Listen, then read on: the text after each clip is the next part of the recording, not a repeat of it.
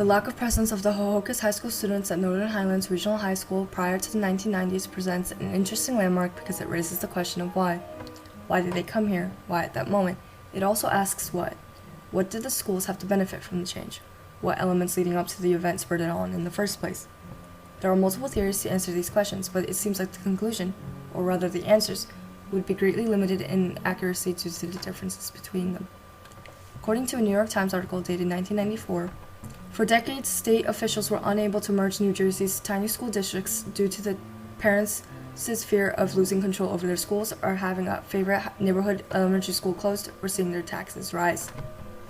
Bergen County alone had more than 70 school districts, which meant a significant amount of the taxpayers' money was spent on the paychecks of the faculty. However, the declination of state aid to most schools made merging a necessity to lower these property taxes. Rather than giving the state the opportunity to merge whatever little districts that it pleases, the townspeople of Hohokus took matters into their own hands and chose to make an agreement to send their high school students to Northern Highlands Regional High School with a petition signed by 600 residents of the town. The New York Times article states that the addition of Hohokus students was a necessity for the funding of schools in New Jersey in general. However, Hohokus shouldn't have been so affected by this because it didn't have a high school of its own in the first place and already had an agreement with Midland Park's high school prior to Highlands. So again, why did Hohokus students transfer? One reason could be the fact that Northern Highlands simply had the room for these extra students. Superintendent Keenan, someone who worked at Highlands at the time of the event, claims that the high school at Midland Park did not have the room to accept the students from Hohokus, while Northern Highlands' enrollment was at an all-time low. He explains that the enrollment works in a cycle due to the structure of suburban families. Most parents move into this specific school district for the sake of their children's education. However, once their children graduate, the parents don't leave the neighborhood immediately. They remain there for a while, greatly limiting the number of families with younger children from moving in and enrolling in the school before moving out. It essentially works like the business cycle with its peaks and troughs, its peaks representing the time period when most of the families have children at an age when they attend school, and its troughs representing the lack of new students moving in to replace the graduates. And it was during this cycle's lowest point that the enrollment of students was less than 600 in the entire school, leading to a drastic cut of clubs, elective courses, honors courses, AP courses, and school-wide events. But Dr. Eckert, principal of Hohokus Middle School and former assistant principal of Midland Park, offered a different explanation. She stated that it was not the shortage of space that drove Hohokus from the Midland School. In fact, she contended that Midland Park fought hard to keep the Hohokus inside of her students for the extra funding. However, the parents wanted their children to go to a high school that offered more classes and electives, which Highlands had the potential to be if there were more students.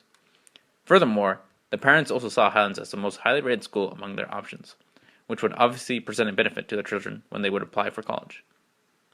The students and the school in general were grateful for the new addition to the Highlands committee. As Keenan had stated, many courses had to be cut because of the shortage of students to fill them up, so new students gave new funding to continue these beloved programs. In other words, the event itself leaves its mark in the courses that we are able to take today. The addition of Hohokus students to the North Highlands is regarded as a great benefit for the state of New Jersey, the students of Highlands, and the up-and-coming freshmen of Hohokus in the mid-90s. And society looks back on it with a relatively positive lens. The consolidation of school districts decreased the amount of money the state spends paying for administration members, while also providing the students of both Highlands and Hohokus the opportunity to seek their interests through the wide range of electives and higher level courses. Today, there is barely any thought of the event. From a brief conversation with Mr. Lee, a teacher that wasn't present during the change in the mission of the Hohokus students, it's apparent that he didn't know much about the transition at all. He merely looked up the information on Wikipedia and then provided his own theory about the low enrollment. He rationalized that it was the generation of the baby boomers that caused the decline in the number of students attending Highlands at the time that Hohokus kids were admitted. He thought that the baby boomers filled the high school in the nation prior to the 90s, but they grew older and collectively came to an age to graduate, thus causing the enrollment to be under 600 people. In other words, the low number of students at Highlands was due because there was simply less people the age to go to school. The lack of interest in the event could be interpreted through a social lens.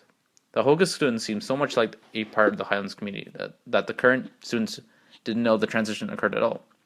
Furthermore, the minutes of these students must have been a beneficial impact to both the communities, because in 2008 there was a renewal of the 10-year agreement between the school board of Hohokus and that of North Highlands.